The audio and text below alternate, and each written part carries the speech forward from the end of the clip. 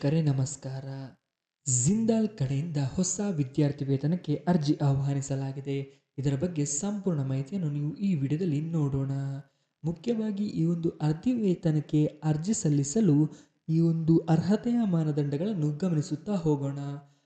First PUC ಹಾಗೂ second PUC ವಿದ್ಯಾರ್ಥಿಗಳು ಮುಖ್ಯವಾಗಿ ಈ ಒಂದು ವಿದ್ಯಾರ್ಥಿ ವೇತನಕ್ಕೆ ಅರ್ಜಿ ಸಲ್ಲಿಸುವುದಾದರೆ ನೀವು ಕರ್ನಾಟಕ ರಾಜ್ಯದವರಾಗಿದ್ದು ಹುಡುಗರು 80% ಅಂಕವನ್ನು ಹೊಂದಿರಬೇಕಾಗುತ್ತೆ ಪ್ರೀವಿಯಸ್ ಆಗಿ, ಹಾಗೂ ಹುಡುಗಿಯರು 75% ಅಂಕವನ್ನು ಹೊಂದಿರಬೇಕಾಗುತ್ತದೆ.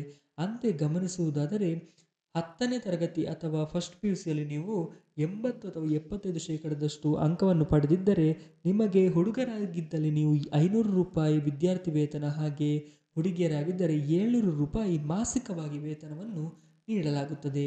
ಹಾಗೆಯೇ ITI ಅಥವಾ ಖಾಸಗಿ ITIಗಳನ್ನೇನಾದರೂ ನೀವು ಅಧ್ಯಯನ ಮಾಡ್ತಿದ್ದರೆ ನಿಮಗೆ ಪ್ರೀವಿಯಸ್ ಒಂದು ಕೋರ್ಸ್ಗಳಲ್ಲಿ ಮುಖ್ಯವಾಗಿ 55%ದಿಂದ 45% ಅಂಕವನ್ನು ಪಡೆದಿದ್ದರೆ ನಿಮಗೆ ಮಂತ್ಲಿ ₹500ರಿಂದ ₹700 ವಿದ್ಯಾರ್ಥಿ ವೇತನವನ್ನು ನೀಡಲಾಗುತ್ತದೆ.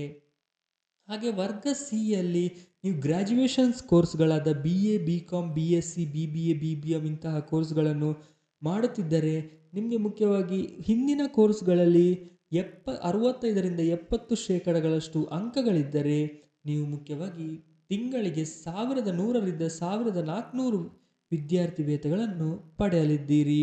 ಇದರೊಂದಿಗೆ ನೀವು ಸ್ನಾತಕೋತ್ತರ ಪದವಿಗಳನ್ನು ಮಾಡುತ್ತಿದ್ದರೆ ನಿಮ್ಮ ಒಂದು ಪ್ರೀವಿಯಸ್ ಅಧ್ಯಯನದಲ್ಲಿ ಮಾರ್ಕ್ಸ್ 65%ದಿಂದ 75% ಅಂಕಗಳಿದ್ದರೆ ನೀವು ₹1800 ವಿದ್ಯಾರ್ಥಿ ವೇತನವನ್ನು ಪಡೆಯಲಿದ್ದೀರಿ.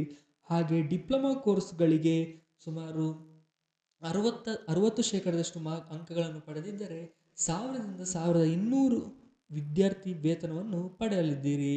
ಇದರೊಂದಿಗೆ ಇಂಜಿನಿಯರಿಂಗ್ ಅಥವಾ ಮೆಡಿಕಲ್ ಕೋರ್ಸ್ಗಳ ಯಾರಾದರೂ ಅಧ್ಯಯನ ಮಾಡುತ್ತಿದ್ದಲ್ಲಿ ಅವರಿಗೆ ಮುಖ್ಯವಾಗಿ ಎಲ್ಲ ರಾಜ್ಯದ ವಿದ್ಯಾರ್ಥಿಗಳು 65ರಿಂದ 70 ಅಂಕಗಳನ್ನು ಪಡೆಯಬೇಕಾಗುತ್ತದೆ. ಹಾಗೆ ಅವರಿಗೆ ₹2000ದಿಂದ ₹3000 ವೇತನಗಳನ್ನು ನೀಡಲಾಗುತ್ತದೆ.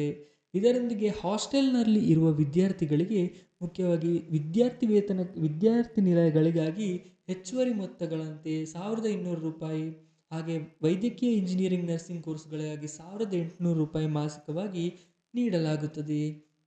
ಇದರೊಂದಿಗೆ ದೈಹಿಕವಾಗಿ ಅಶಕ್ತ ಹಾಗೂ ಅಂಗವಿಕಲ ವಿದ್ಯಾರ್ಥಿಗಳಿಗೆ, ಒಂಟಿ ಪೋಷಕ, ಅನಾಥ ಮಕ್ಕಳಿರುವಂಥವರಿಗೆ ಮುಖ್ಯವಾಗಿ ಅರ್ಹತೆಯ ಶೇಕಡಾವಾರು ಅಂಕಗಳು ಎಲ್ಲ ವಿಭಾಗಗಳಲ್ಲಿ ಉತ್ತೀರ್ಣ ಅಂಕಗಳಾಗಿರಬೇಕಾಗುತ್ತದೆ. ಅಂತೆಯೇ ಎಲ್ಲ ವಿಭಾಗಗಳಲ್ಲಿ ವಿದ್ಯಾರ್ಥಿ ವೇತನದ ಮುಂದುವರಿಕೆಯ ಸಮಯದಲ್ಲಿ ಮುಂದುವರಿಕೆಗಾಗಿ ಕನಿಷ್ಠ ಶೇಕಡಾವಾರು ಅಂಕಗಳನ್ನು 5% ಸಡಿಲಗೊಳಿಸಲಾಗುತ್ತದೆ. ಇದರೊಂದಿಗೆ ಎಲ್ಲ ಕೋರ್ಸ್ಗಳನ್ನು ಪದವಿ ಮತ್ತು ಸ್ನಾತಕೋತ್ತರ ಸಂಸ್ಥೆಗಳಿಂದ ಅನುಮೋದಿಸಲಾದ ವಿದ್ಯಾರ್ಥಿ ವೇತನ ಪ್ರಶಸ್ತಿಗಳಿಗಾಗಿ ಪರಿಗಣಿಸಲಾಗುತ್ತದೆ. ಅಂತೆಯೇ ಈ ಒಂದು ಅರ್ಜಿ ಸಲ್ಲಿಸಲು ಅಥವಾ ಈ ಒಂದು ವಿದ್ಯಾರ್ಥಿ ವೇತನಕ್ಕೆ ಅರ್ಜಿ ಸಲ್ಲಿಸಲು ಯಾರೆಲ್ಲ ಆಸಕ್ತಿ ಇರುವ ವಿದ್ಯಾರ್ಥಿಗಳು ಆದಷ್ಟು ಬೇಗ ಈ ಒಂದು ವೆಬ್ಸೈಟ್ನಲ್ಲಿ ತೆರಳಿ ಇಲ್ಲಿ ನಿಮಗೆ ಬೇಕಾಗಿರುವಂತೆ ಈ ಒಂದು ಅಪ್ಲಿಕೇಶನನ್ನು ಡೌನ್ಲೋಡ್ ಮಾಡಿ ನೀವು ಅಪ್ಲಿಕೇಶನ್ನ ಭರ್ತಿ ಮಾಡಿ ಒಂದು ಮುಖ್ಯವಾಗಿ ವೆಬ್ಸೈಟ್ನಲ್ಲಿ ಅಪ್ಲೋಡ್ ಮಾಡಬೇಕಾಗುತ್ತದೆ. ಈ ತರಹ ಅಪ್ಲೋಡ್ ಮಾಡಿದಾಗ ನಿಮಗೆ ಒಂದು ಈ ವಿದ್ಯಾರ್ಥಿ ವೇತನವನ್ನು ಲಭಿಸುತ್ತದೆ. ಇನ್ನೂ ಹೆಚ್ಚಿನ ವಿದ್ಯಾರ್ಥಿ ವೇತನದ ಬಗ್ಗೆ ಮಾಹಿತಿಗಳನ್ನು ನಿಮಗೆ ಈ ಚಾನಲ್ನಲ್ಲಿ ತಿಳಿಸಿಕೊಡಲಿದ್ದೇವೆ. ಹಾಗೂ ಯಾರು ಕೂಡ ನಮ್ಮ ಚಾನಲ್ ಸಬ್ಸ್ಕ್ರೈಬ್ ಆಗಿಲ್ಲ ಆದಷ್ಟು ಬೇಗ ಸಬ್ಸ್ಕ್ರೈಬ್ ಆಗಿ. ಧನ್ಯವಾದಗಳು.